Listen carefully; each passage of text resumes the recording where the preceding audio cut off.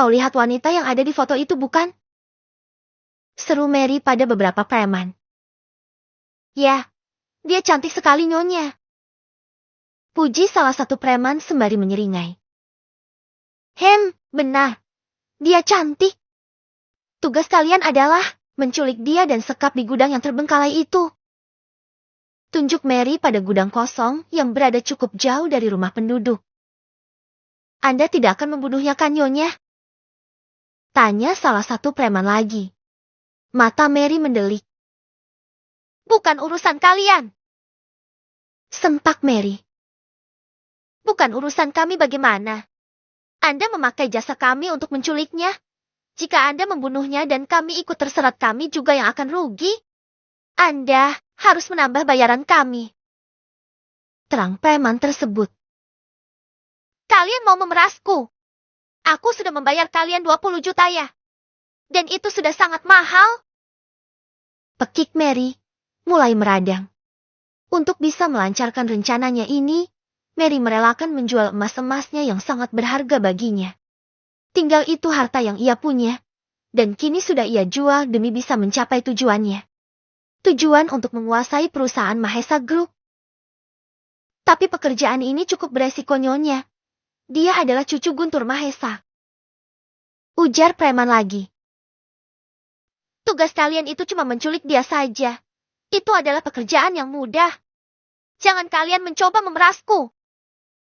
Pekik Mary lagi. Begini saja nyonya. Saya punya sebuah penawaran. Preman mencoba memberi pilihan. Penawaran apa? Ketus Mary. Ketiga preman itu pun saling pandang. Kemudian sama-sama menyeringai.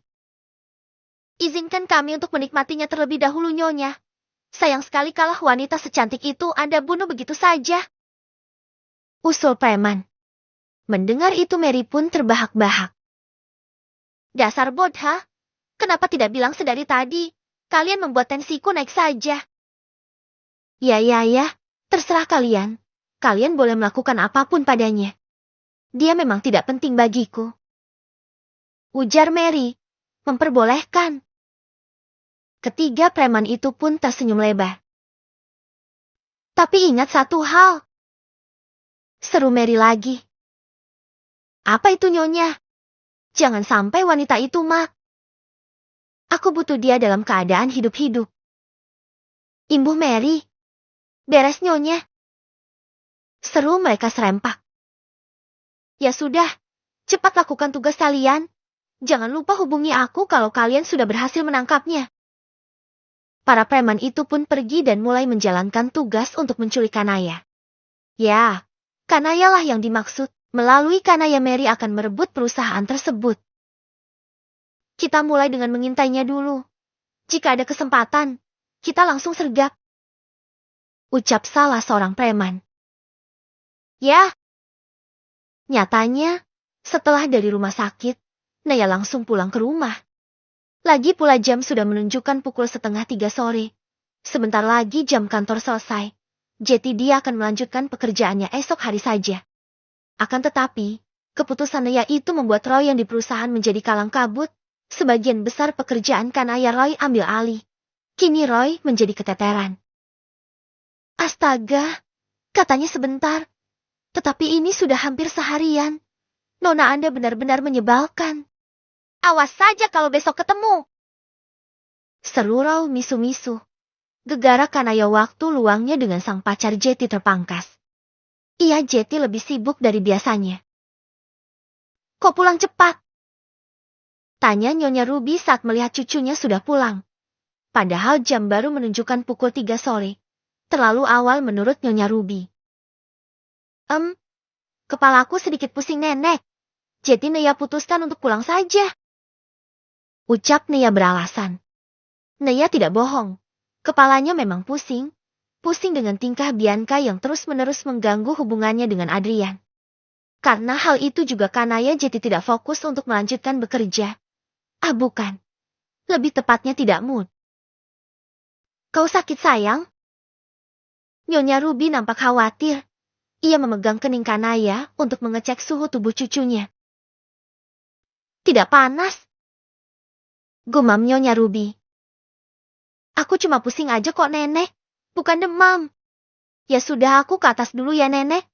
Mau istirahat. Ujar Nea. Baiklah, nanti Simbo akan mengantarkan makanan sekaligus obat untukmu. Nea mengangguk saja. Ia pun berjalan menaiki anak tangga menuju kamarnya berada. Saat akan masuk ke dalam kamar, pandangannya tak sengaja mengarah ke pintu kamar bekas Cecilia. Apa kabar gadis ular itu? Lama gak ada kabar. Gumam Nea cukup penasaran. Biasanya jika di sinetron si antagonis akan terus mengganggu yang dianggap musuh, dan Nea kira Cecil akan tetap mengganggunya di luar rumah. Akan tetapi, setelah pengusiran beberapa bulan yang lalu, Mary ataupun Cecil sama sekali tidak muncul. Sudahlah. Ngapain aku mikirin mereka berdua? Bagus malah mereka tidak mengusikku lagi. Nea mengendikan bahunya acuh. Ia pun membuka kamar lalu menutupnya. Setelah membuka blazer dan sepatunya, Nea langsung merebahkan dirinya di atas kasur. Matanya menatap ke langit-langit kamar. Ia tengah menerawang masa depan. Hihi, lucu sekali ekspresinya tadi. Rasanya tadi pengen nyubit bibirnya yang manyun itu. Nea terkikik geli mengingat ekspresi Adrian yang merengek-rengek tadi. Nea terus membayangkan Adrian, kebersamaan mereka pun mulai berputar-putar di memori Nea, sampai akhirnya Nea pun tertidur.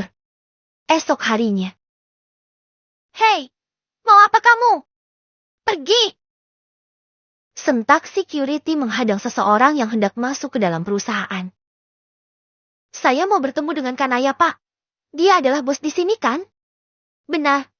Dia calon bos besar di sini. Anda siapa? Dan mau apa bertemu dengan Nona Kanaya? Tanya security dengan tatapan menyelidik. Saya mantan suaminya, Pak. Saya mau bertemu dengan Kanaya. Ada urusan pribadi yang harus kami bicarakan. Ya, rupanya itu adalah Adi. Setelah beberapa hari menggelandang dan jeti gembel di jalanan, akhirnya Adi sampai juga di perusahaan Tuan Guntur. Apa? Mantan suami?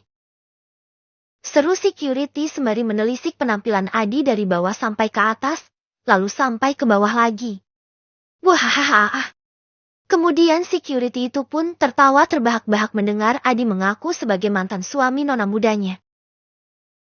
Kenapa kau tertawa? Dengus Adi. Apa kau baru saja mengaku sebagai mantan suami nona muda? Tanya security, dan Adi mengangguk. Ceka, kalau menghayal jangan ketinggian. Kamu gak lihat seperti apa dirimu? Security menunjuk Adi.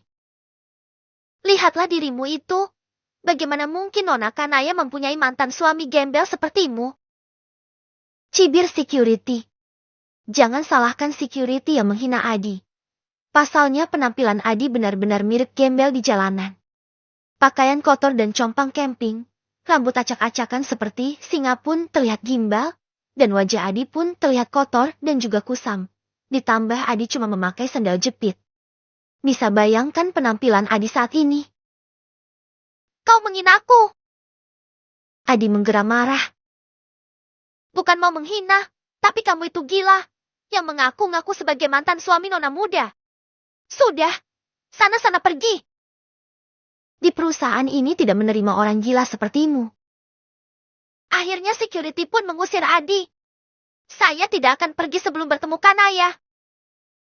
Teriak Adi, menghalau security. Pergi atau saya tendang keluar. Ancam security. Wajah Adi merah padam, ia murka. Nekat Adi pun menerobos masuk. Akan tetapi security lebih cepat darinya. Ia langsung ditangkap dan diseret keluar. Adi berusaha memberontak. Akan tetapi ia kalah tenaga dengan security yang bertubuh tinggi dan cukup kekar itu. Lepaskan aku, sialen. Aku cuma mau bertemu dan berbicara saja dengan Kanaya. Teriak Adi memberontak. Security tidak menggubris. Bruk. Adi pun dilempar begitu saja. Sehingga Adi pun jatuh tersungkur. Adi mengepalkan kedua tangannya. Satpam rendahan sepertimu beraninya menghinaku seperti ini. Aku tidak terima. Teriak Adi, mengamuk. Kalau tidak terima lantas kau mau apa, hah? Balas security menantang. Kau? Adi menunjuk security tersebut. Jika aku berhasil rujuk dengan Kanaya, kau adalah orang pertama yang akan aku pecat. Lanjut Adi. Dia benar-benar orang gila ternyata. Seru security sembari menggeleng-geleng kecil kepalanya. Ya, pecatlah. Sekarang kau pergi dari sini. Security kembali mengusir. Kemudian ia berdiri di tempatnya semula. Adi menatap nyalang pada security tersebut. Tunggu apa lagi? Cepat pergi. Atau mahku seret kau sampai ke jalanan, hah? Bentak security lagi. Terpaksa Adi pun melangkah pergi. Tetapi baru 2 langkah, tiba-tiba ada sebuah mobil mewah berhenti tak jauh darinya. Adi berhenti. Ia memperhatikan mobil mewah tersebut. Mewah sekali mobilnya. Desis Adi mengagumi mobil tersebut. Seorang supir keluar dari dalam mobil, lalu berjalan memutar dan membukakan pintu mobil untuk majikannya. Seorang wanita berkulit putih mulus pun keluar. Mata Adi seketika langsung melotot keluar saat melihat siapa wanita cantik tersebut. Nah, Neya, itu kamu. Pekik Adi dengan senyum yang mulai mengembang. Siapa? Mendengar namanya disebut, Neya pun menoleh. Akan tetapi sebelum benar-benar memperhatikan Adi, security sudah menghampirinya. Nona, maaf. Ini ada seorang gelandangan yang nyasar ke sini dan membuat sedikit kegaduhan. Saya akan segera membereskannya. Seru security sembari sedikit membungkukkan badannya. Ya sudah. Tapi jangan kasar-kasar ya. Kasihan. Tanggap Neya dan hendak melanjutkan langkahnya memasuki gedung. Melihat itu Adi langsung berteriak, memanggil Kanaya dengan sangat lantang. Lancang kamu! Saya ini bukan. Gelandangan ya? Neya. Ini aku Neya. Adi. Teriak Adi kembali meringsek mendekati Neya. Tetapi security langsung sigap menghalanginya. Menjadi benteng di antara Adi dan juga Neya. Adi? Gumam Neya menghentikan langkahnya. Neya pun kembali menoleh dan memperhatikan lelaki yang tengah dicekal oleh security perusahaan. Lepas. Neya, ini aku. Sentak Adi berusaha melepaskan dirinya dari cekalan security dan berteriak kembali memanggil Neya. Seketika senyum Adi terbit tatkala Neya sudah melihatnya. Neya, ini aku. Adi. Ulang Adi lagi dengan senyum yang mengembang. Neya diam dan memperhatikan dengan seksama. Terlihat lelaki itu memang sedikit mirip dengan sang mantan. Akan tetapi, kenapa penampilannya seperti itu? Mirip gelandangan seperti kata security tadi. Mas Adi? Ucap Neya, menatap ragu pada sosok Adi yang berpenampilan mirip gembel. Iya Neya, ini aku Adi, suamimu. Maksudku mantan suami. Adi membenarkan. Mata Neya pun terbelalak. Ia perhatikan lelaki tersebut dengan seksama dan ternyata dia memanglah Adi, mantan suaminya. Kok kamu bisa sampai sini? Dan kenapa dengan penampilanmu itu? Bajumu. Cerca Neya kemudian meringis, menutup hidungnya karena Adi sangatlah bau. Yang benar saja, setelah berhari-hari hidup di jalanan Adi belum pernah mandi. Awalnya Adi tidur di masjid dan musola. Tetapi ia selalu diusir karena dikira gelandangan atau orang gila. Alhasil Adi tidur di emperan toko. Untuk bisa makan Adi ngamen di lampu merah. Dan hasilnya cuma cukup untuk makan saja. Itu pun cuma sekali dalam sehari. 3 hari di Jakarta Adi benar-benar sudah menjadi gelandangan. Waktu itu Adi tidak bisa seperti itu terus-menerus. Lalu nekat mencopet dompet seorang wanita tua. Ya, walau isinya tidak banyak. Setidaknya bisa mengantarnya ke perusahaan milik Kanaya. Begitulah cara Adi sampai di perusahaan milik Tuan Guntur. Nona, Anda mengenalnya? Tanya security. Neya mengangguk kecil. Kenal Pak? Tuh dengar bosmu berkata apa? Aku tuh mantan suaminya. Lepas. Adi mulai besar kepala, lalu menyentak kasar lengannya, sehingga cekalan tangan security terlepas. Maaf Nona, habis lelaki ini mirip sekali dengan orang gila. Security pun meminta maaf. Mata Adi mendelik. Bisa-bisanya security masih menyebutnya orang gila padahal sudah tahu kalau dia mantan suami dari bosnya. Adi pun menggerutu kesal dalam hati. Tidak apa-apa Pak, dia memang gila kok. Seru Neya. Mulut Adi menganga mendengar ucapan Neya. Neya, aku tidak. Ucapan Adi terhenti karena Neya berseru kembali. Kita bicara di sana. Neya menunjuk ke sebuah taman kecil yang ada di samping gedung. Bapak bisa kembali bekerja. Seru Neya pas security, kemudian ia berjalan mendahului Adi. Baik Nona, security pun kembali berdiri di tempatnya berjaga. Sedangkan Adi segera menyusul Kanaya. Ada apa kamu kesini? Dan kenapa juga kamu ada Jakarta? Tanya Neya, sedikit ketus. Neya, aku sengaja menyusulmu ke sini. Ucap Adi. Neya menaikkan sebelah alisnya. Sesungguhnya Neya sudah diberitahu oleh Nanda perihal Adi yang meminta alamat tempatnya tinggal. Akan tetapi, Neya tak menyangka kalau Adi bisa sampai nekat menyusulnya ke Jakarta. Bahkan sampai menghampiri di perusahaan kakeknya. Mau apa kamu ke sini Adi? Tanya Neya, memanggil Adi tanpa ada embel-embel mas lagi. Aku mau minta maaf. Cicit Adi. Maaf? Maaf untuk apa? Neya terus memperhatikan Adi dengan seksama. Lelaki itu dulunya tampan, tapi kini lihatlah, sangat jelek dan tidak terurus. Ceka, sepertinya pelakor itu tidak bisa mengurus suaminya dengan benar. Batin Neya tersenyum miris. Untuk semuanya, aku salah sudah berselingkuh dan menceraikanmu. Dan juga, aku sudah tahu kalau kamu tidak menggoda Bapak. Bapaklah yang sudah tidak sopan dan kurang ajar kepadamu. Aku sudah melihat rekaman aslinya, dan ternyata Bapaklah biang keroknya. Neya, maaf. Aku salah karena tidak percaya padamu. Maukah kamu memaafkanku, Nei? Dan kembali padaku. Ayo kita mulai lagi dari awal hubungan kita. Ayo kita rujuk Neya. Ungkap Adi panjang kali lebar yang ujung-ujungnya mengajak Kanaya rujuk. Neya melongo mendengar semua ucapan Adi. Apa? Rujuk? Adi mengangguk. Iya, rujuk. Ayo kita rujuk dan menjadi suami istri kembali. Aku masih cinta kamu Neya. Sebenarnya dari awal aku memang selalu mencintaimu. Dan aku yakin, kamu juga masih cintakan sama aku. Ayo kita rujuk lagi. Aku janji aku akan lebih kuat lagi. Pokoknya kamu jangan khawatir. Aku sudah bisa tampat NL4M. Kamu tidak akan kecewa dengan permainan R4 enjang kita nanti. Ucap Adi sembari berusaha menyentuh kedua tangan Neya. Plak. Neya menggeplak tangan Adi yang tidak sopan itu. Jangan sentuh. Ketus Neya. Kamu lagi ngelawak, Di? Tanya Neya sembari tersenyum miris. Tidak, aku serius. Ayo kita rujuk. Ungkap Adi, memang terlihat sangat serius.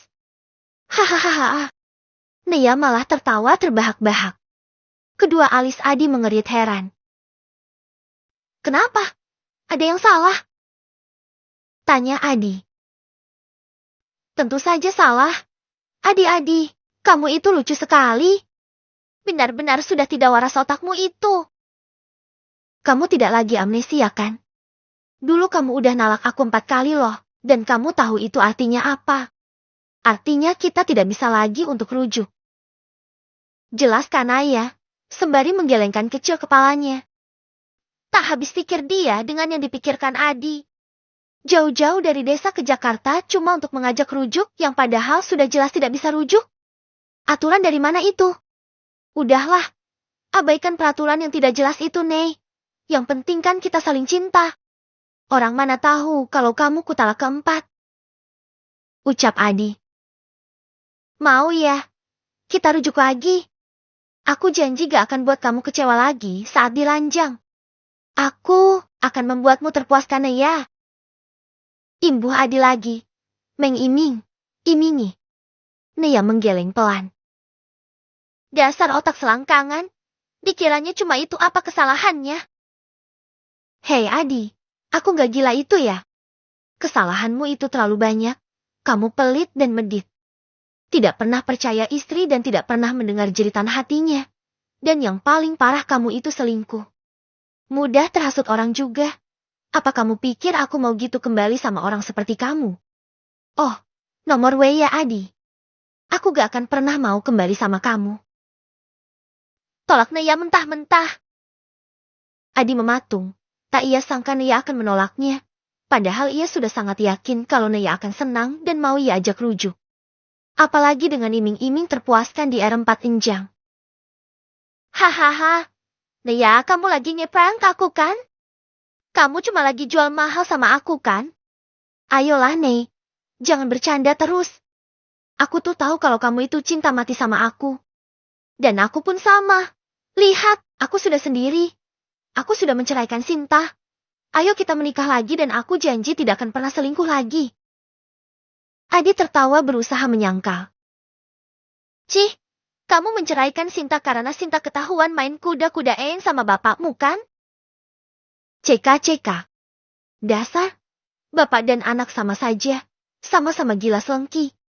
Asal kau tahu Adi, bapakmu sedari dulu memang begitu, dia tuh genit.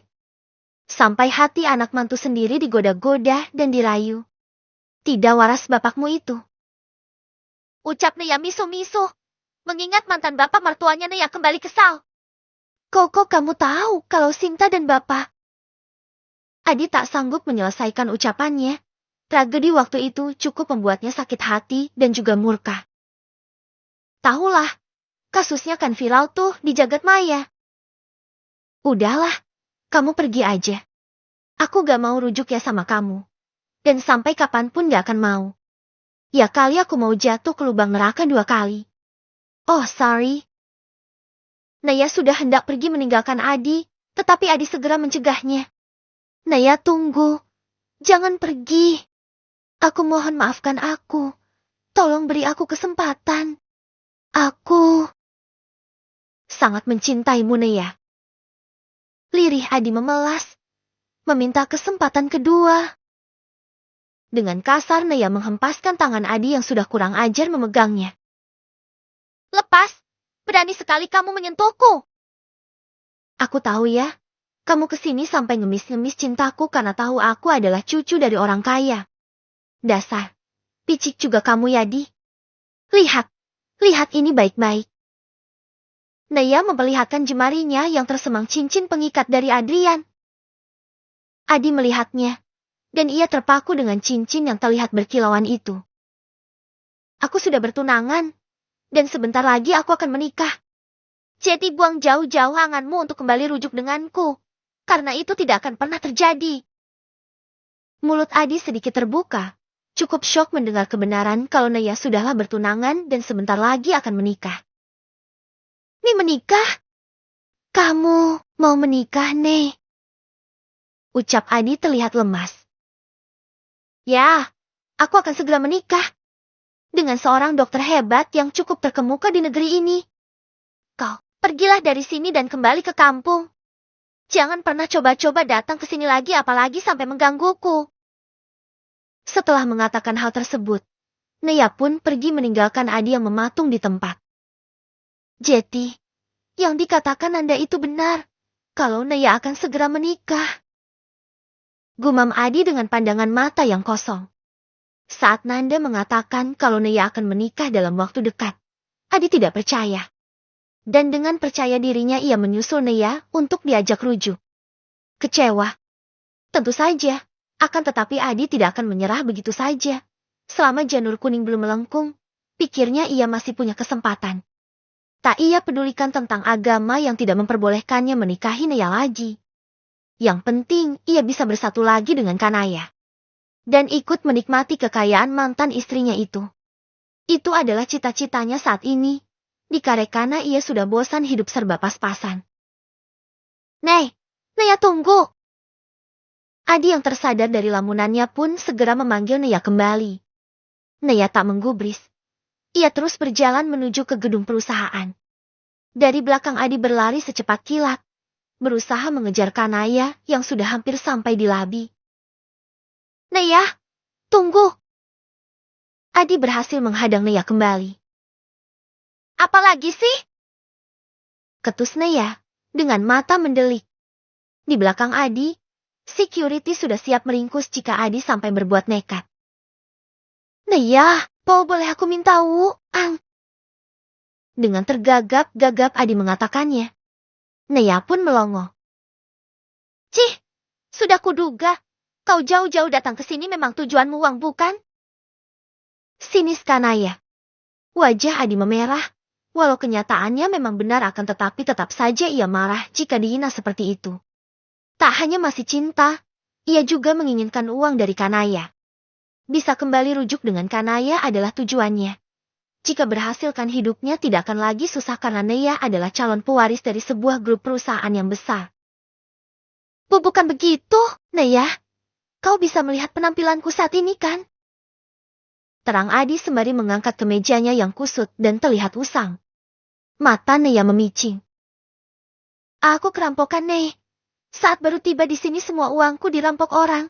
Uang ponsel dan juga identitasku hilang. Aku tidak punya apa-apa di kota besar ini. Beberapa hari aku tidur di emperan toko. Apa kau tahu? Aku sangat bersusah payah untuk bisa datang ke sini untuk menemuimu. Jetty, tolong kasih aku uang. Terang Adi menjelaskan kesialan yang menimpanya. Jangan lupakan wajahnya yang memelas itu. Kasihan. Oh jelas saja tidak. Dalam hati Naya malah terbahak-bahak. Itulah balasannya. Kamu datang ke sini dengan niat yang tidak baik dan akhirnya kau mendapatkan hal yang tidak baik pula. Naya berkata dengan sinis. Adi tercengang. Ney, aku mendapatkan musibah loh. Protes Adi. Naya tersenyum miring. Baiklah. Karena aku ini baik hati dan tidak sombong. Akan kuberi kamu uang. Adi tersenyum senang mendengarnya. Nih, terimalah. Anggap saja sedekah dariku. Naya mengambil uang dari dalam dompetnya lalu menyodorkan uang merah sebanyak 5 lembar. Adi menerimanya dengan kedua alis mengerit. 500.000. Ney, maaf, tapi ini kurang. Bagaimana aku menjalani hidupku di kota besar ini dengan uang 500.000? Aku butuh tempat tinggal di sini, Ney. Sedangkan uang kontrakan saja yang paling murah sudah 300.000. Bukannya berterima kasih Adi malah mengeluhkan uangnya kurang. Sungguh, definisi manusia yang sama sekali tidak bersyukur. Naya mendengus. Itu uang buat ongkos kamu pulang ke kampung Adi. Bukan untuk tinggal di kota ini. Lagian heran. Mau apa kamu di sini? Bukankah kamu sudah berjualan di kampung? Seru Naya dengan mata melotot. Aku cuma jualan kecil-kecilan, Ney. Kalau seperti itu terus aku tidak bisa berkembang. Aku kesini kan mau ajak kamu, Ruh. Adi menjeda dan menggelengkan kepalanya. Sedangkan Naya menatapnya tajam. Aku mau cari kerja. Ya, kerja. Naya, bisakah aku kerja di perusahaanmu ini? Imbuh Adi dengan mata berbinar. Ya, tiba-tiba Adi mendapatkan ide yang sangat cemerlang. Dengan ia bekerja satu kantor dengan Naya, maka akan dengan mudah ia meluluhkan hati Naya kembali. Maaf, lagi tidak ada lowongan. Sudah ya, aku mau kerja. Kamu segeralah pulang. Kasihan ibumu gak ada yang urus. Tolak Naya mentah-mentah. Lagi pula memang Adi mau bekerja sebagai apa? Lulusan cuma SMU ini, paling mentok cuma JTOB. Dulu Adi cuma beruntung karena mendapatkan kepercayaan dari bos. Dan sesungguhnya Naya tidak berkenan Adi kerja di perusahaan kakeknya walau itu cuma JTOB. Adi hanya akan merusuh saja. Setelah mengatakan hal tersebut, Naya pun langsung melewati Adi. Adi kembali berusaha mengejar. Naya, tunggu. Tolong terima aku bekerja di sini. Jangan khawatirkan ibu. Ibu sudah ada yang urus. Teriak Adi. Pak, cegah orang itu masuk. Tandai wajahnya dan jika ia kembali lagi ke sini, langsung usir saja. Kalau masih tetap ngeyel, laporkan saja ke polisi. Dengan tuduhan membuat onar. Pesan Nea pada security. Baik Nona. Security mengangguk mengerti. Setelahnya Nea kembali melangkahkan kakinya masuk ke dalam. Dan langsung menuju lift khusus petinggi perusahaan. Nea, tunggu. Teriak Adi berusaha mengejar. Akan tetapi security kembali menghadangnya. Pergi! Usir security untuk yang kesekian kali. Kamu yang awas. Aku mau bertemu calon istriku. Bentak Adi. Huh, dasar orang gila yang bebal. Pergi dan jangan pernah kembali. Karena Adi sangat sulit diberitahu, security pun akhirnya bertindak kasar. Lagi-lagi Adi diseret paksa dan dilempar kembali. Bruk! Pergi atau ku panggil polisi. Kamu akan dipenjara karena telah membuat onar di sini. Ancam security. Adi mendengus, mendengar kata polisi. Adi pun terpaksa pergi dari sana. Aku sudah jauh-jauh sampai di sini. Dan akhirnya bisa bertemu dengan Nea. Aku tidak bisa pulang begitu saja. Aku harus berhasil mengajak Nea rujuk. Gumam Adi, masih saja keras kepala. Tapi, mana cukup uang segini untuk hidup di Jakarta? Mana apa-apa serba mahal lagi. Beda sekali seperti di kampung. Di kampung nasi kucing cuma 2-3 ribuan. Lah di sini 10 ribu. Dasar pedagang culas. Kebanyakan ambil untungnya. Adi menggerutu kesal. Siapa orang itu? Mana ku tahu? Apa perlu kita tangkap dia dan mintai keterangan? Tidak perlulah. Lihat sendiri kan tadi dia diusir dengan tidak hormat. Lihatlah penampilannya itu. Palingan juga cuma gembel. Ya sudahlah. Jadi kita awasi saja dia terus. Nanti setelah pulang kita pepet mobilnya. Mereka adalah preman yang dibayar Mary. Ternyata mereka sudah sampai di perusahaan dan mengawasi gerak-gerik Nea. Baru 2 hari diputuskan Nea, Adrian sudah terlihat uring-uringan. Ia tidak diperbolehkan datang menghampiri ataupun menghubungi. Pernah nekat mau menelpon. Akan tetapi nomornya sudah diblokir oleh kekasih hatinya itu. Astaga, kau benar-benar sudah membuatku frustasi Nea. Setidaknya jangan blokir nomorku. Aku tidak bisa jika tidak mendengar suaramu itu. Gumam Rian sembari mengacak rambutnya frustasi. Bianca sialen. Gara-gara dia aku jadi diputuskan Nea. Kekesalannya berakhir dengan mengumpat Bianca. Sampai saat ini Rian masih tak habis pikir. Bagaimana bisa Bianca mendapatkan gambar-gambar tersebut. Sedangkan pintu ruangannya waktu itu tertutup rapat. Seluruh ruangan juga sudah ia cek. Dan tidak ada CCTV tersembunyi seperti dugaannya. Tapi setelah kejadian hari itu, Adrian langsung memasang beberapa kamera tersembunyi di ruangannya. Hal itu ia lakukan untuk berjaga-jaga andai Bianca berbuat nekat lagi. Jadi ia mempunyai bukti tersendiri. Rian melirik arloginya, ternyata sudah pukul 4 sore.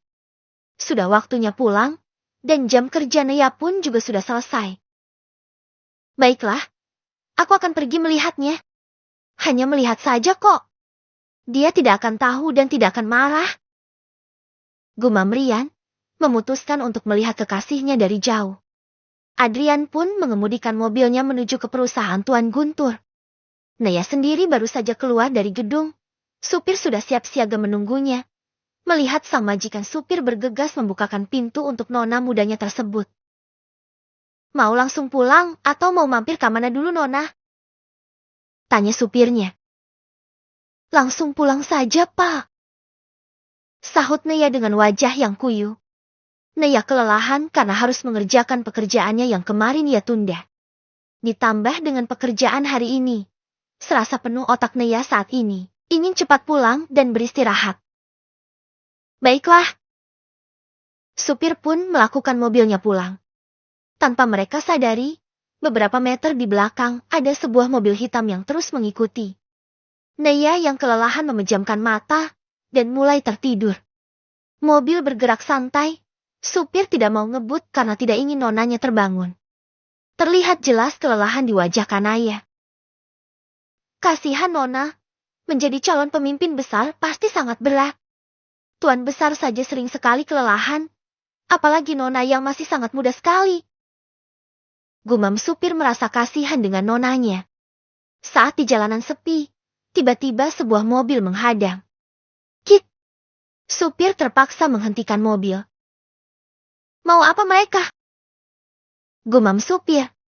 Di sisi lagi Rian baru saja sampai di parkiran mobil perusahaan Tuan Guntur.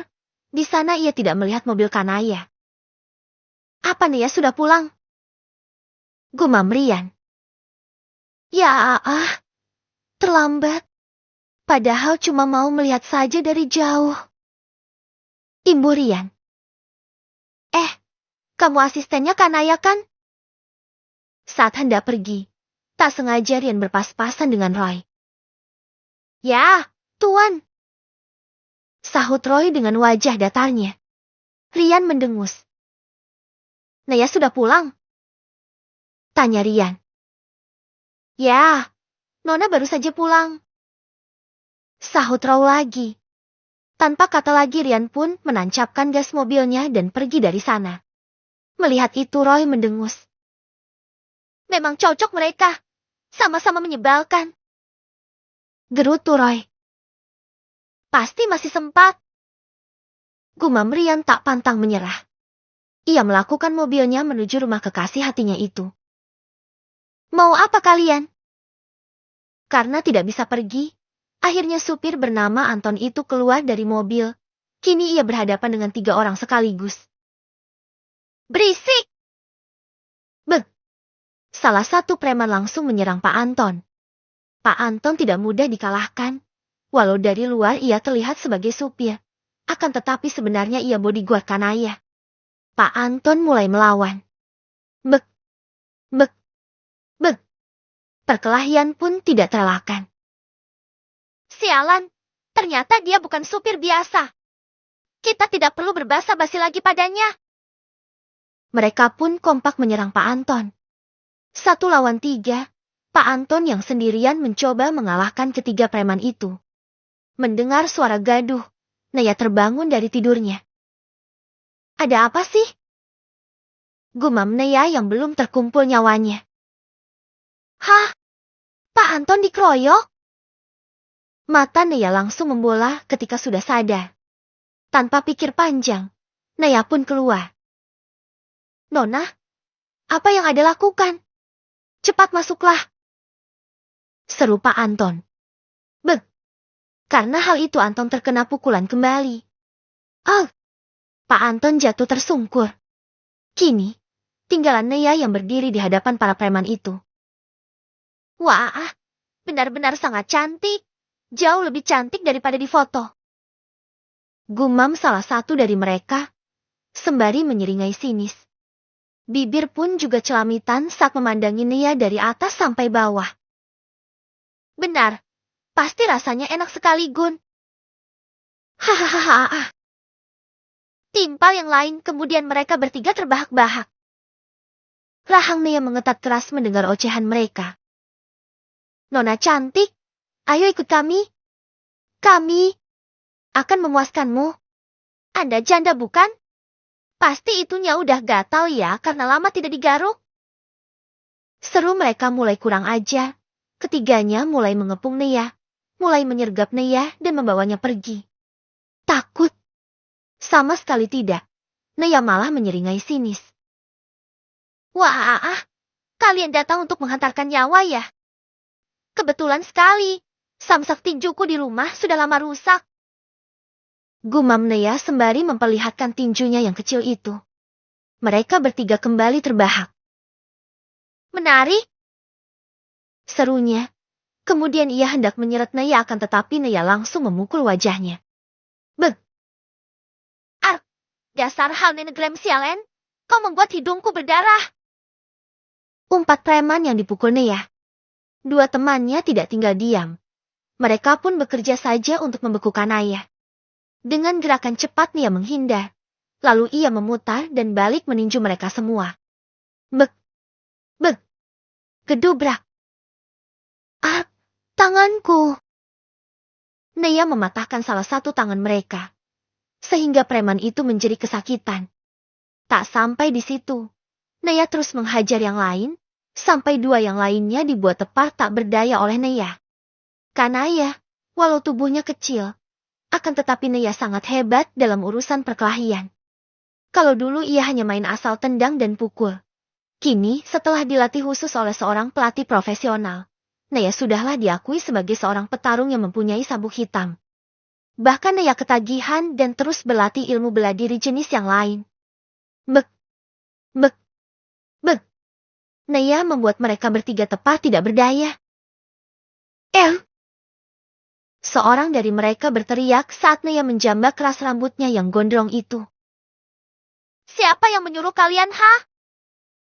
Cepat jawab atau kalau tidak, kupatahkan lehermu ini.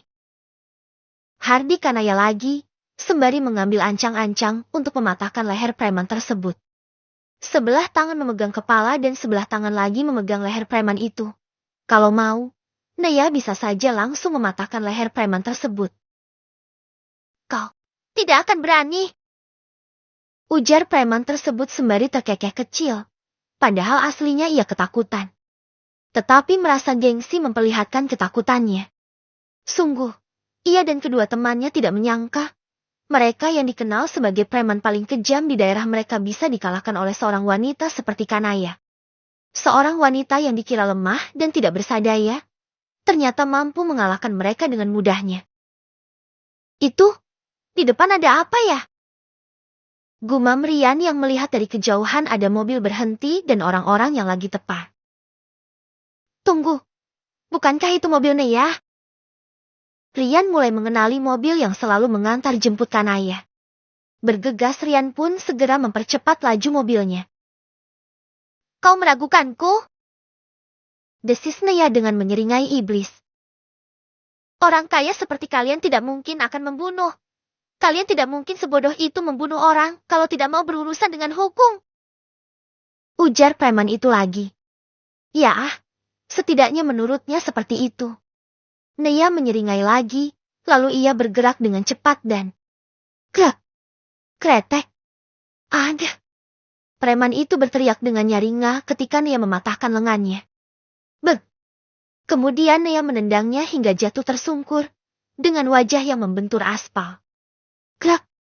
Tak sampai di situ, Nia menginjak kepala preman itu. Tak jauh dari sana, mobil Rian berhenti. Lelaki yang akan menjadi calon suami Nia itu pun terdiam dengan mulut terbuka. Rian menatap tidak percaya dengan apa yang dilakukan Kanaya. Apa yang sedang terjadi? Gumamnya menganga lebar. Ya, kau benar.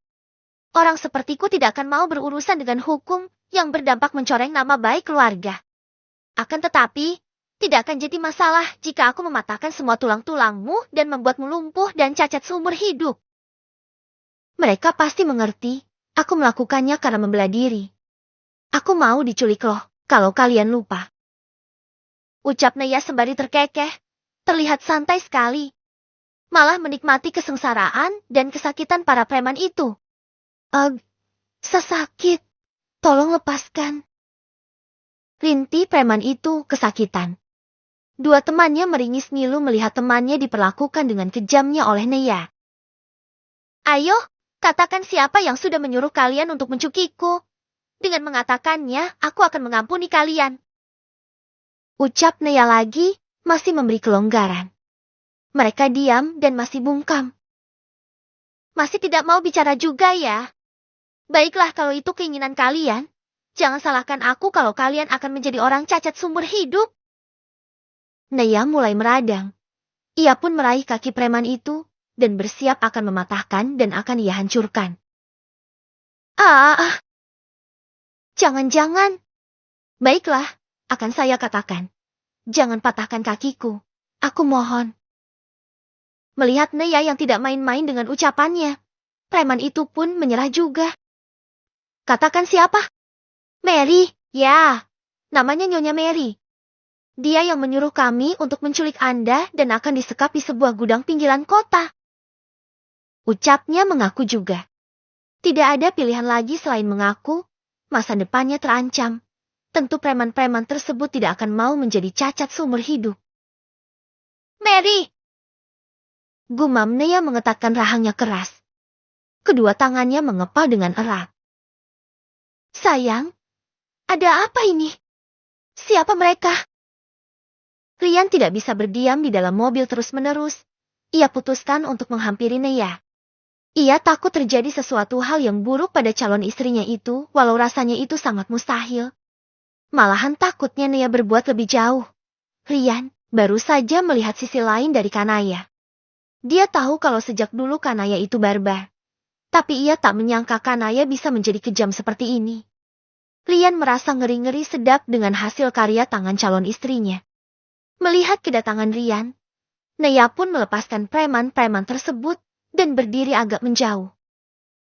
Apa kau yang membuat mereka menjadi seperti itu? Tanya Rian, bergidik melihat mereka bertiga yang bonyok di sana-sini. Mas, kau terlambat. Harusnya kau datang lebih awal. Lihatlah, tanganku memar karena memukuli mereka. Desis Nea sembari memperlihatkan sebelah tangannya yang memang terlihat memerah. Tidak main-main pukulan Kanaya tadi. Rian tersenyum kikuk. Maaf saya. Aku tidak tahu kalau akan terjadi kejadian seperti ini. Rian meraih tangan Nea lalu meniupnya dengan pelan. Nona, Anda tidak apa-apa? Maaf karena Anda jadi turun tangan sendiri. Ucap Pak Anton terlihat sangat menyesal. Nea tersenyum. Tidak apa-apa kok Pak. Anda tadi kalah jumlah. Mereka mengeroyok Anda Jeti ya. Saya mengerti. Ucap Nea. Padahal Nona kan juga dikeroyok. Memang dasar akunya saja yang payah. Nona, memang sangat hebat. Batin Pak Anton sembari meringis malu. Tolong jelaskan. Ini sebenarnya ada apa? Apa mereka hendak merampok kalian? Tanya Rian yang sudah sangat penasaran. Bukan, mereka hendak menculik Nona Kanaya. Jelas Pak Anton. Mata Adrian membola mendengarnya. Apa? Jadi mereka mau menculik calon istriku? Tidak bisa dibiarkan. Mendengar itu Rian meradang. Ia hendak menghajar mereka akan tetapi Nea dengan sigap menahannya. Kau mau apa mas? Cegah Nea. Aku mau memberi mereka pelajaran. Beraninya mereka mau menculik calon istriku. Apa ini ulah Bianca lagi? Dasar wanita itu. Tidak pernah ada kapoknya. Setelah ini aku akan memberi pelajaran padanya beserta keluarganya itu. Sahut Adrian dengan kemarahan yang sudah diubun-ubun. Mas, sudah kukatakan kan kalau kau itu terlambat. Lihatlah, mereka sudah seperti itu. Kalau kau memukuli mereka lagi, bisa-bisa mereka mati. Aku tidak mau ya, punya calon suami seorang pembunuh. Rian pun terdiam. Dalangnya bukan Bianca, tapi Mary. Imbuh Nea lagi. Rian langsung menoleh, kedua alisnya mengerit dalam. Mary? Dia adalah mantan perawat yang merawat nenek Ruby, ibunya Cecilia. Mungkin dia dendam karena aku sudah membuatnya terusir dari rumah. Ungkap Nea. Lantas, kau mau apakah mereka Nea? Tanya Rian dengan suara yang berat. Apalagi, tentu melaporkannya ke polisi. Pak, tolong jaga mereka sebelum polisi datang. Aku akan pergi bersama calon suamiku. Ucap Nea pada Pak Anton. Baik Nona. Pak Anton dan Rian pun bekerja sama mengikat mereka bertiga. Dua di antaranya meraung kesakitan karena sebelah tangan mereka telah dipatahkan oleh Kanaya. Kanaya, saat ini bukanlah Kanaya yang dulu. Ia bisa juga kejam. Teruntuk musuh yang sudah mulai berani melakukan hal kotor dan menjurus kriminalitas, Nea diharuskan untuk kejam. Setelah selesai, Rian membawa Nea untuk diantarkan pulang. Di dalam perjalanan Neya juga sudah melapor ke polisi. Sebentar lagi polisi akan datang dan meringkus para preman itu. Neya sama sekali tidak peduli dengan kesakitan mereka yang sebenarnya sangat membutuhkan pertolongan medis. Biarlah. Mereka diurus oleh polisi. Sayang, aku obati dulu tangannya ya. Ucap Rian. Mereka sudah sampai di halaman rumah Tuan Guntur. Rian yang senang bisa bertatap muka dengan Neya pun sengaja memperlama kebersamaan mereka ini. Sudah 3 hari ini Rian dilanda penyakit rindu. Dan ini adalah kesempatan yang tidak mungkin ia lewatkan. Neya mengangguk saja. Tangannya memang terasa ngilu. Rian pun mengambil peralatan medisnya yang memang selalu ia siapkan di dalam mobil, dan mengambil salep lalu mengoleskan salep itu ke tangan Neya yang memar. Seketika rasa sejuk Neya rasakan. Aku gak nyangka, kamu bisa mengalahkan mereka semua. Celetuk Adrian, baru tahu kalau calon istrinya pandai bela diri. Neya tersenyum. Kakek telah melatihku dengan keras. Sebagai calon pemimpin aku diharuskan menjadi tangguh. Setidaknya agar bisa menjaga diri sendiri. Ujar Neya. Wah, aku harus hati-hati dong. Celetuk Rian lagi. Makanya, jangan banyak bertingkah. Ucap Neya seraya mendelik. Rian terkekeh. Di matanya Neya itu menggemaskan. Cup. Rian yang gemas tidak tahan untuk mencium Neya. Tetapi hanya berupa kecupan kecil. Akan tetapi hal tersebut berhasil membuat Neya salting parah. Lihatlah. Wajahnya kini terlihat merah merona. Blas. Rian semakin gemas melihatnya. Jeti tidak sabar ingin segera menghalalkanmu sayang. Bagaimana kalau kita akad saja terlebih dahulu? Usul Rian. Beg.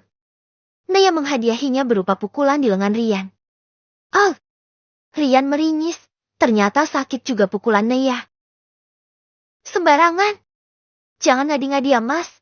Dan segeralah pulang. Ingat. Kita ini lagi putus. Seru Neya mengingatkan. Ya sayang. Kok masih lanjut si putusnya? Aku gak bisa loh gak dengar suara kamu. Udahan ya putusnya. Ya. Rian pun merengek seperti anak kecil. Melihat itu, Neya pun mengulum senyum. Merasa lucu dengan tingkah Adrian. Tok. Lalu, terdengar ketukan. Keduanya menoleh, dan mendapati Tuan Guntur yang menatap mereka dengan tajam. Neya meringis, lalu membuka kaca jendela mobil. Keluar. Ada yang ingin kakek bicarakan pada kalian berdua. Ucap Tuan Guntur terlihat murka. Neya dan Rian pun saling pandang. Baik kek. Jawab keduanya sedikit gugup. Kakek baru saja mendapat kabar dari Anton. Kalau kau baru saja diserang oleh segerombolan preman. Dan kata Anton, dalangnya adalah Mary. Apa itu benar? Tanya Tuan Guntur dengan pandangan mata yang tajam.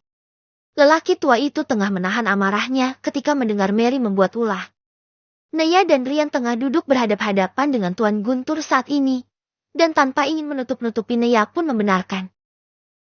Benar kakek, dalangnya adalah Mary.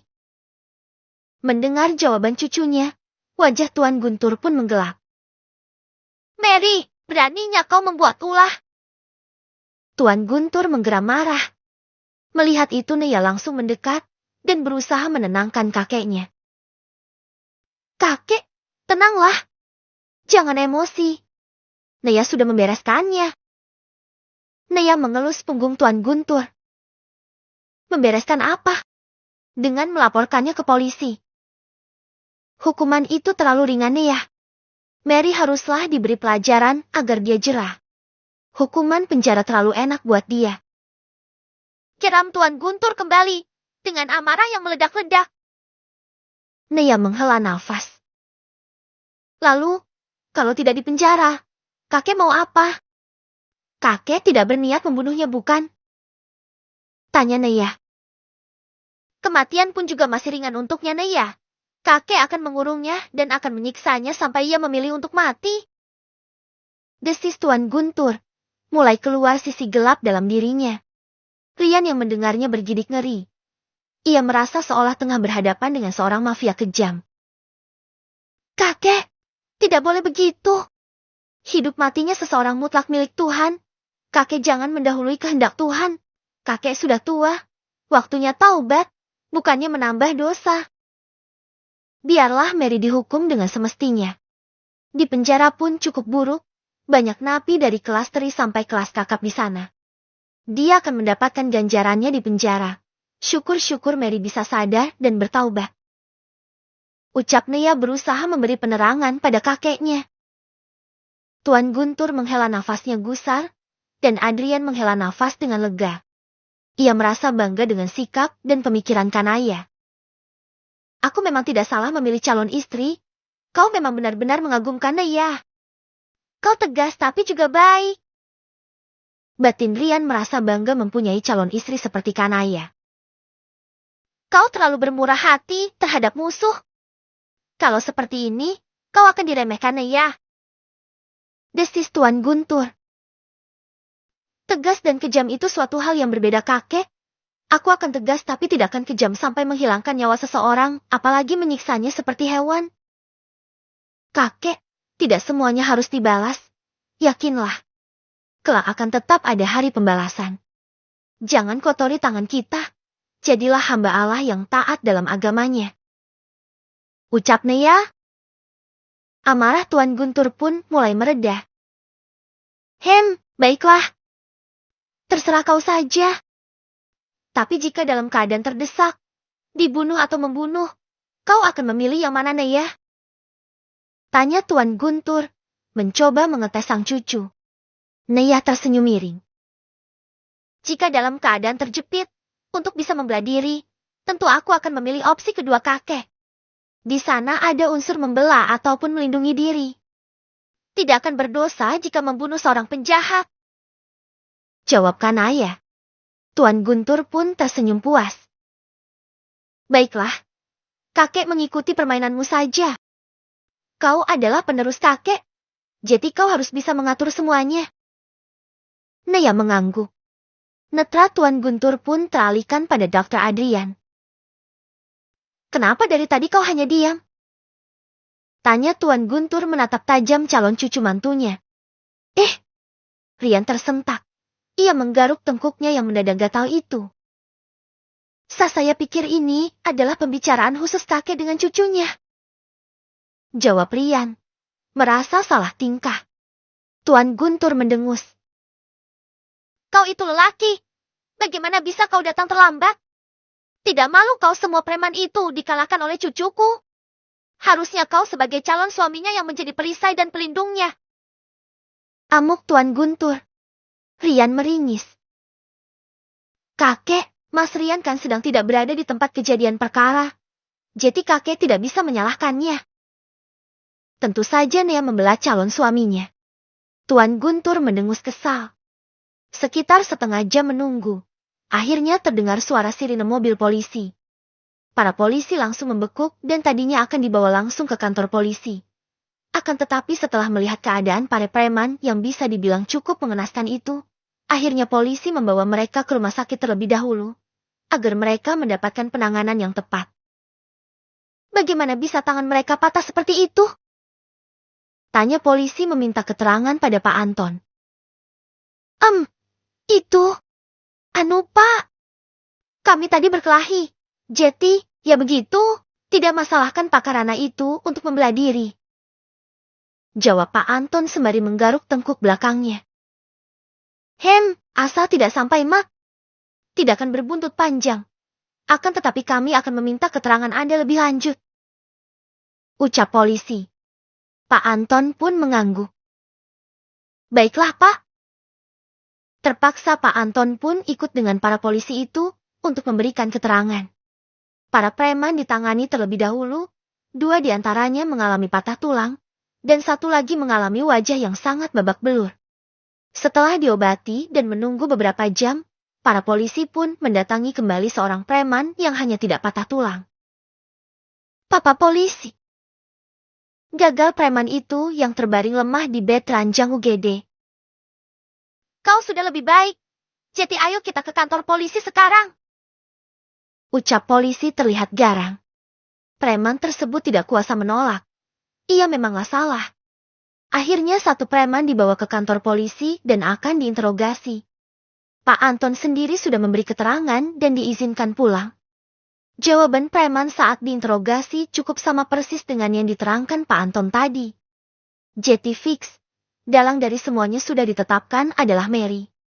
Akan tetapi, walau begitu ketiga preman akan tetapi dihukum sesuai undang-undang yang berlaku. Ceka, ini kemana sih mereka? Katanya mereka akan beraksi. Tetapi sampai sore begini mereka gak ada kabar. Aku telepon sajalah. Mary yang tidak sabaran menunggu pun akhirnya menghubungi nomor salah satu preman. Kring. Salah satu ponsel yang disita polisi berdering nyaring, bertepatan dengan preman yang masih dalam tahap interogasi. Jawab. Titah polisi. Preman pun menjawab dan meloa speaker panggilan tersebut. Ya nyonya. Jawab preman sedikit bergetar di pita suaranya. Kenapa kalian lama sekali? Bagaimana? Apakah kalian sudah berhasil menculik Kanaya? Terdengar jelas omelan Mary dari seberang telepon. Polisi mengangguk. Berhasil nyonya. Jawab preman tersebut. Bagus. Setelah kalian semua selesai, bawa dia ke gudang. Saya ingin melihat dan memberinya pelajaran. Terdengar perintah Mary lagi. Baik nyonya. Malam ini kami akan membawanya ke gudang itu. Preman dengan patuh menuruti apa yang diarahkan oleh polisi. Kenapa suaramu terdengar aneh begitu? Tanya Mary sedikit merasa ada yang janggal. Terlihat mata polisi memelototi preman tersebut. Preman itu pun gelagapan. Kemudian segera menguasai diri kembali. Tidak apa-apa kok nyonya, saya hanya sedikit gugup karena... Preman itu melirik polisi kembali. Karena sebentar lagi giliran saya menikmati tubuh nona muda itu. Lanjut preman tersebut menemukan jawaban yang menurutnya sudah sangat pas. Hahaha. Dan benar saja, terdengar tawa Mary meledak di seberang sana. Bagus. Gilirlah sesuka kalian. Kalau perlu rekam aksi kalian. Hal itu akan sangat berguna bagiku di masa depan. Tenang saja. Setelah rencanaku berhasil, saya akan memberikan bonus kepada kalian bertiga. Mengerti? Jadi, abadikanlah yang kalian lakukan saat ini. Perintah Mary yang tiba-tiba mempunyai rencana baru lagi. Baiklah. Setelah itu panggilan pun terputus. Preman tersebut kemudian menunduk dalam. Ceka, dasar manusia-manusia sampah. Rencana kalian itu sangat busuk sekali. Untung saja nona muda dari grup Mahesa sangat tangguh, sehingga rencana kalian berbalik menjadi bumerang bagi kalian sendiri. Cepat kasih tahu di mana gudang tempat kalian janjian. Bentak polisi yang menginterogasi preman tersebut. Setelah mendapatkan alamat gudang itu, para polisi pun bersiap pergi ke sana. Mereka akan menyergap Mary di gudang itu. Mama mau kemana? Ini sudah malam mah. Tanya Cecil saat melihat ibunya hendak pergi, padahal hari sudah malam. Kalau dulu Cecil tidak begitu mengurusi ibunya mau kemana dan mau apa. Akan tetapi sekarang keadaannya berbeda.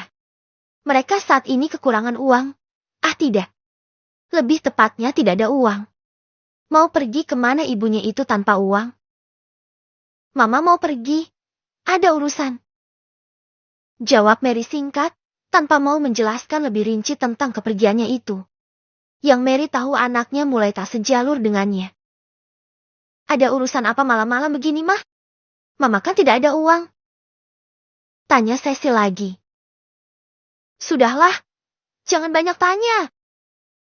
Yang pasti, setelah malam ini, Mama akan membawa perubahan besar terhadap hidup kita. Kamu berdoa saja rencana Mama ini berhasil, Sil. Rencana? Rencana apa, Ma? Mata Cecil membola. Sudahlah, diam saja di rumah. Kamu itu terlalu lembek. Gak bisa Mama andalkan. Mengurusi si tua guntur saja kamu gak pecus. Ketus Mary kemudian berlalu keluar dari kontrakan. Taksi yang dipesan Mary sudah datang. Dan ia langsung memasukinya lalu taksi pun langsung meluncur menuju ke tempat tujuan Mary. Hahaha, sebentar lagi aku akan menjadi orang kaya raya. Aku akan meminta tua bangka itu memindahkan aset-aset terutama perusahaan atas nama anakku, Cecilia. Jika si tua itu tidak mau, maka nyawa bocah ingusan itu yang akan menjadi taruhannya. Hahaha, kau pintar sekali Mary.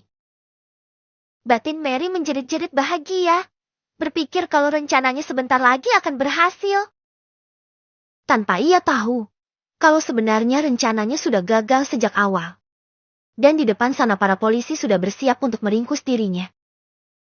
Taksi berhenti tak jauh dari gudang. Sebelum turun dari taksi, Mary berpesan pada supir taksi tersebut. Tunggu di sini saja Pak, saya tidak akan lama. Dalam setengah jam saya akan kembali lagi. Pesan Mary sesaat sebelum turun.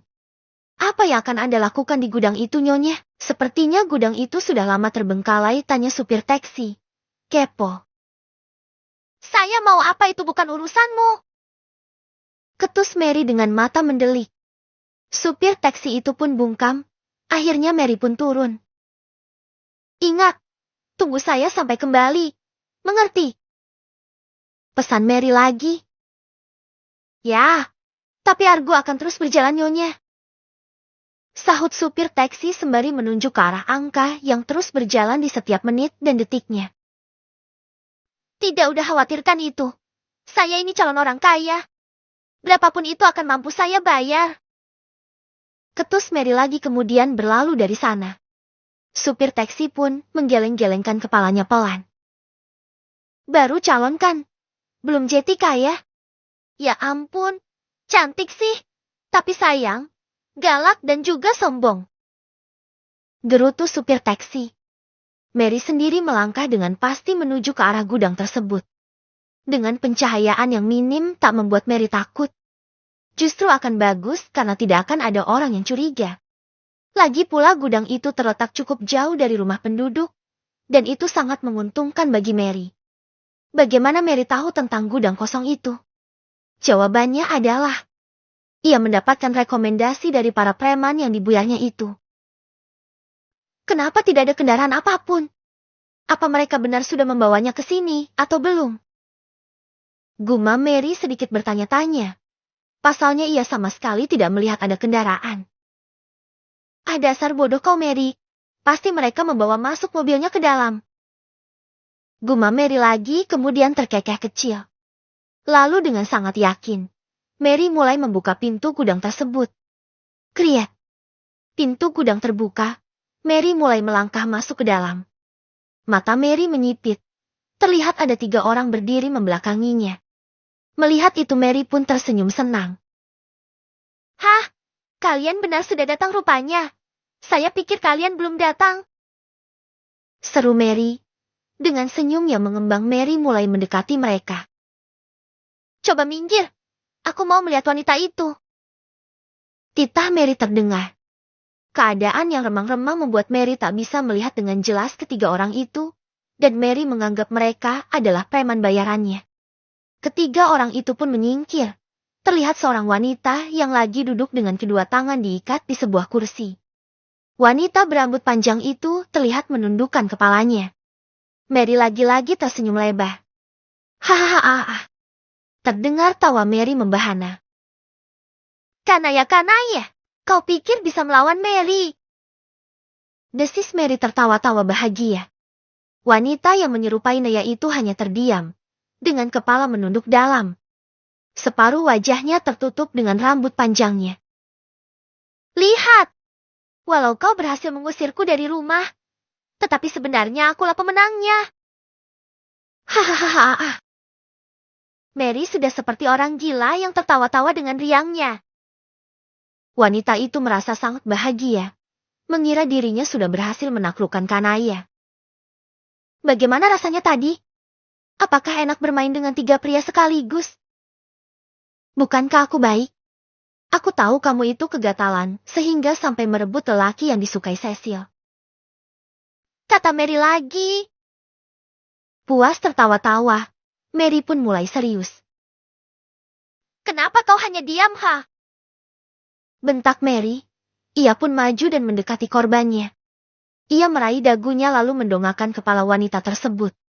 Dan alangkah terkejutnya Mary saat melihat wanita itu bukanlah Nia. Kena kau, ucap wanita itu sembari menyeringai.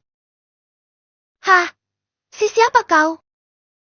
Kenapa bukan Nia? Gagap Mary, kaget dan juga syok. Hei, apa kalian salah menculik orang? Mary langsung menoleh dan membentak ketiga orang-orangnya itu. Klik! Seketika lampu besar menyala, dan keadaan jadi terang benderang. Si siapa kalian? Gagap Mary saat baru sadar kalau ketiga orang itu bukanlah preman bayarannya. Perlahan polisi-polisi pun muncul dari tempat persembunyian. Mereka mulai mengepung Mary. Angkat tangan! Bentak salah satu seorang polisi. Lalu beberapa polisi mulai menodongkan pistol ke arah Mary. Mary kaget, dan juga semakin syok. Spontan tangannya terangkat ke atas, matanya juga terbelalak lebar. Kak kalian siapa? Gagap Mary mulai ketakutan. Di antara kaget bingung dan juga syok yang bercampur jadi satu, tubuh Mary mulai bergetar ketakutan. Mereka adalah para polisi yang akan menangkapmu, Mary. Terdengar seruan seseorang mulai muncul dan menatap Mary dengan sorot mata penuh cemooh. Anton? Polisi? Ucap Mary tergagap-gagap. Ya, dialah Anton yang Mary kenal sebagai supir pribadi Nia. Mary menoleh ke sana kemari. Mereka ada banyak. Berpakaian jaket hitam dan juga mereka semua memegang pistol. Kok kenapa bisa? Ucap Mary takut tapi sekaligus bingung. Kau sangat bodoh, Mary. Awalnya kau sudah hidup enak dengan anakmu yang disayang tuan dan nyonya, tetapi kau malah serakah dan ingin menguasai semuanya. Setelah diusir dari rumah, bukannya sadar akan kesalahanmu, tapi malah berniat untuk menculik nona muda. Kau pikir kau bisa menculik nona dengan mudahnya? Oh tidak, nona sudah sangat hebat sekarang asal kau tahu itu. Dia bukanlah seseorang yang mudah kau lawan dan kau kalahkan. Ucap Pak Anton dengan menatap sinis pada Mary. Mary mengepalkan kedua tangannya ratelak. Ini pasti karena kamu kan, Anton? Dasar kacung sialan. Pekik Mary. Hoh, kacung teriak kacung. Gak sadar diri sekali kau, Mary. Dari dulu kau memang tidak pernah berubah. Sudahlah, Pak. Tangkap saja dia dan jebloskan ke penjara sekarang. Semua bukti sudah lengkap, bukan? Ditambah dengan bukti-bukti yang dimiliki Nona. Kau akan membusuk di penjara, Mary. Seru Pak Anton. Apa? Tidak, lepaskan aku. Mary berteriak saat para polisi mulai memborgol kedua tangannya. Diam! Bentak polisi, Mary pun mulai digelandang dan dimasukkan ke dalam mobil polisi. Yang entah sejak kapan tiba-tiba mobil polisi sudah ada di depan gudang terbengkalai itu. Tunggu! Seru supir taksi yang memberanikan diri untuk menghentikan lajunya penangkapan. Ada apa? Tanya polisi dengan tatapan setajam laser. Mohon maaf, Pak. Saya cuma mau meminta bayaran saya. Ucap supir taksi sembari menunjuk ke arah mobil taksi miliknya. Polisi mengangguk mengerti. Nyonya, cepat bayar ongkos taksinya. Semuanya 259.000. Ucap supir taksi. Mary menggeram marah. Kenapa mahal sekali, ha? Kau mau merampokku? Kau tidak lihat aku lagi ditangkap begini? Pekik Mary dengan amarah yang meledak-ledak. Nyonya, katanya kau calon orang kaya. Tentunya ongkos segitu tidak mahal bagi calon orang kaya sepertimu. Dan lagi, argonya sedari tadi terus berjalan, Nyonya. Mohon segera bayar ongkos taksinya atau saya juga akan melaporkan Anda ke bapak-bapak polisi ini. Ucap supir taksi menyindir dan juga mengancam. Mary mendengus. Bagaimana saya mau mengambil uang kalau tangan saya diborgol? Hei kalian, cepat buka borgol sialan ini. Bentak Mary. Mungkin ini adalah kesempatan yang bagus untuknya. Jika nanti borgolnya sudah terlepas, ia berencana akan lari dan kabur. Kami tidak akan tertipu, Nyonya. Saya minta izin saja untuk membuka tas Anda dan mengambilkan uang yang menjadi hak Bapak itu. Dengus Pak Anton lalu meraih tas Mary dan mengambil uang di sana. Ceka, calon orang kaya dari mananya? Isi dompet cuma recehan begini. Gerutu Pak Anton. Nih Pak, cuma ada 250.000. Pak Anton menyerahkan uang recehan pada supir taksi, yang setelah dihitung semua ada 250.000-an. Tidak apalah Pak, rugi sedikit, daripada tidak dibayar sama sekali. Supir taksi menerimanya dengan wajah yang sedikit masam, lalu melirik sinis pada Mary. Anda bukan calon orang kaya, Nyonya, tetapi calon orang gila. Cibirnya, sukses membuat Mary mencak-mencak. Apa kau bilang? Pekik Mary. Beg. Diam. Bentak wanita yang tadi menyamar sebagai Nea, yang ternyata adalah seorang polisi wanita. Ayo bawa dia masuk. Perintahnya yang ternyata adalah komandan para polisi. Mary pun dimasukkan ke dalam mobil dan akan dibawa menuju ke kantor polisi. Anda juga harus ikut dengan kami untuk memberi keterangan. Ucap salah seorang polisi kepada supir taksi. Loh, saya juga Pak. Supir taksi kaget. Ya, Andalah yang mengantarnya ke sini.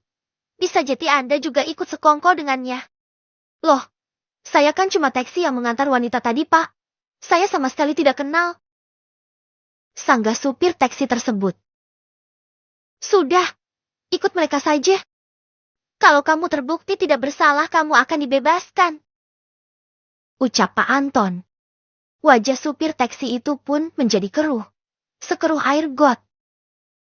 Benar-benar sial saya hari ini. Sudahlah mendapat penumpang gila. Dan saya jadi ikut terseret masalahnya. Gerutu supir taksi.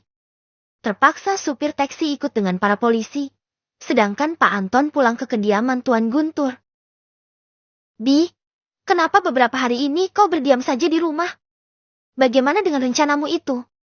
Apakah kau berhasil menggagalkan rencana pernikahannya Adrian? Tanya Bu Mitha, ibunya Bianca. Bianca mendengus kesal. Berhasil apanya? Yang ada gagal total mah. Dengus Bianca. Gagal bagaimana? Bukankah gambar yang kau cetak itu asli? Menggoda dan memasang kamera kecil di dalam tas adalah idenya. Jadi ketika putrinya gagal padahal sudah mendapatkan rekaman yang sangat bagus, Bu Mitha dibuat kaget dan juga tidak mengerti. Ya, memang asli. Tapi wanita itu ternyata sangat susah untuk dipengaruhi mah. Dan juga sulit untuk diprovokasi. Malahan dia mengancam Bianca kalau Bianca sampai nekat mengganggunya lagi. Dia akan membuat perusahaan Papa bangkrut. Jawab Bianca. Lagi-lagi mendengus kesal. Hah? Mengancam membuat perusahaan kita bangkrut? Bagaimana bisa dia mengancam perusahaan kita? Sedangkan kita sama sekali tidak ada sangkut pautnya dengan grup Mahesa. Bu Mitha sama sekali tak habis pikir. Itu karena dia punya kartu Askuma. Dia mempunyai sesuatu yang bisa menghancurkanku dan juga keluarga kita. Ungkap Bianca. Memang apa yang sudah kau lakukan Bianca? Pekik Bu Mitha. Bianca diam. Tidak mungkin dia memberitahu kalau dia itu sebenarnya sudah tidur dengan beberapa lelaki. Bisa mati digebuk papanya nanti dia. Adalah mah. Sesuatu yang tidak bisa Bianca ceritakan tetapi hal itu sangat berpengaruh untuk menghancurkan kita. Ucap Bianca pelan. Plak. Kenapa mama nampar aku? Pekik Bianca saat tiba-tiba mamanya menampar pipinya. Katakan, apa kamu sudah menjadi simpanan om-om? Tanya Bu Mitha, menatap curiga pada putrinya itu. Tidak. Bantahnya. Lalu apa? Katakan cepat. Bianca menggeleng. Tidak bisa, Mah. Ini rahasia Bianca. Kalau kau tidak mau memberitahu Mama, maka kau tetap harus menggagalkan pernikahan Adrian. Mama ingin Adrian yang menjadi menantu Mama Bianca. Bianca mendengus. Baiklah, Bianca akan kasih tahu. Jadi Naya itu punya. Dicecar seperti itu, akhirnya Bianca pun memberitahu ibunya. Bodha, dasar bodoh kau Bianca. Kau ku sekolahkan tinggi-tinggi sampai tamat sarjana, tetapi kau malah menjadi wanita murahan dengan tidur dengan banyak lelaki. Umpat Bu Mitha pada anaknya. Bianca mendengus. Jangan sok alim deh, Ma. Aku begini juga karena Mama.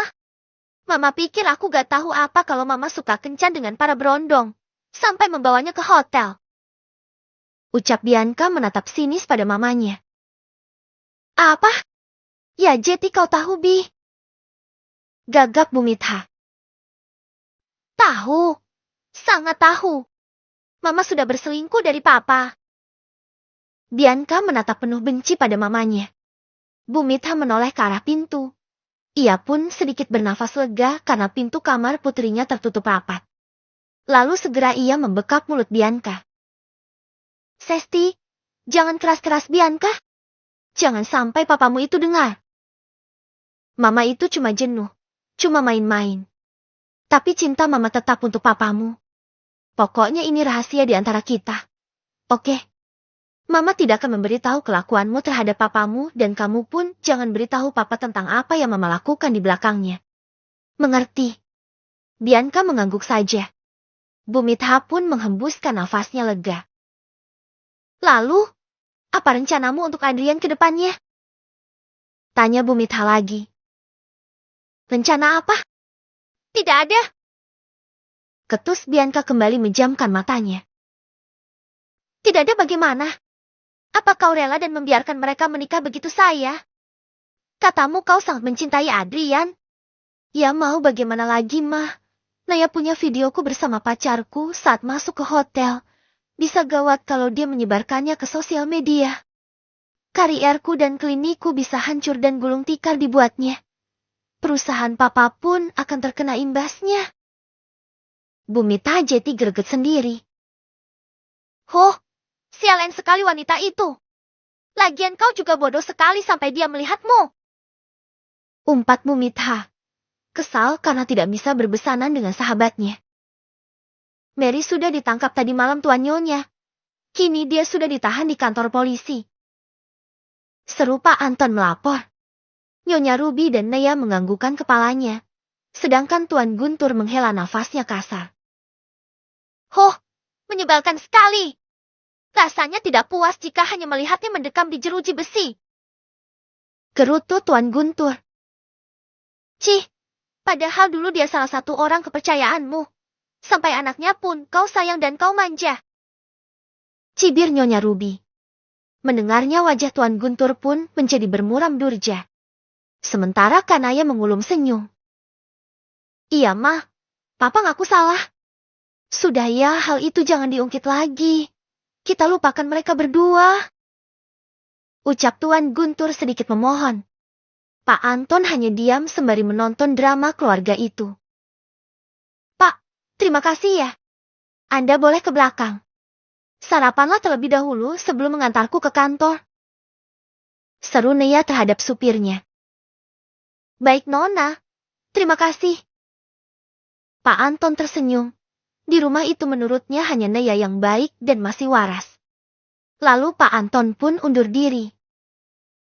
Sebenarnya kakek tidak salah kok Nenek. Menyayangi anak orang apalagi anak yatim itu hal yang mulia. Hanya saja kakek itu berlebihan. Dan juga pilih kasih. Masa anak orang disayang dan dimanja sementara anak sendiri diusir dari rumah. Kakek. Kau itu tidak adil. Cetus Naya ikut nimbrung. Sama sekali tidak segan ia mengomentari sifat jelek kakeknya. Wajah Tuan Guntur pun memerah, bukan marah melainkan malu. Ya, diakui dia telah salah dan pilih kasih. Kau benar, kakekmu itu sangat keras kepala, dan juga terlalu tegas. Sedari dulu nenek tidak suka dengan sikap kakekmu yang satu itu. Untuk nenek cinta, kalau tidak nenek sudah akan menggantinya dengan suami yang baru. Imbuh Nyonya Ruby ikut-ikutan memojokkan sang suami. Nea berusaha menahan tawa ketika mendengarnya, sementara Tuan Guntur sudahlah salah tingkah. Mama, kok bicara begitu sih? Dengus Tuan Guntur, mulai kesal. Ya habis papa itu menyebalkan. Balas Nyonya Ruby. Ya tapi kan papa udah menyesal, dan sudah langsung mencari putri kita.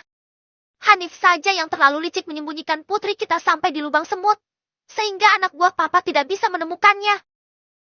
Tuan Guntur mulai melempar kesalahan.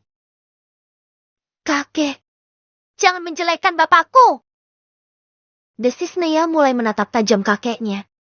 Sedari dulu, Nea paling tidak suka ada orang yang menjelakan kedua orang tuanya. Tag! Di bawah sana Nyonya Ruby menendang kaki suaminya. Tuan Guntur pun mendengus. Ya, kakek minta maaf. Bapakmu memang yang terbaik. Saking baiknya sampai membawa kabur anak gadis orang. Seru Tuan Guntur menggerutu. Lalu Tuan Guntur pun bergegas pergi dari sana. Ia tahu kalau dirinya salah akan tetapi sebagian besarnya juga kesalahan Hanif. Hanif jugalah salah karena membawa anaknya sampai bertahun-tahun lamanya tanpa kabar. Padahal yang sesungguhnya, tanpa Tuan Guntur tahu kalau Hanif menantunya itu selalu menyuruh istrinya untuk pulang. Akan tetapi bukan ia terlalu takut untuk pulang ke rumah. Mungkin sesekali ke kota dan menyamar jadi pemulung agar bisa melihat kedua orang tuanya dari jauh. Dan para anak buah Tuan Guntur terkecoh dan tidak mengenali bukannya waktu itu. Jangan diambil hati, kakekmu memang seperti itu. Sebenarnya dia juga sudah sadar akan kesalahanmu, kakekmu. Bertahun-tahun lamanya mencari keberadaan kalian. Akan tetapi karena tidak tahu siapa itu Hanif, jadi kami kesulitan untuk menemukan keberadaan kalian. Kakekmu hanya pernah bertemu sekali saja dengan Hanif. Setelah itu tidak tahu apapun lagi.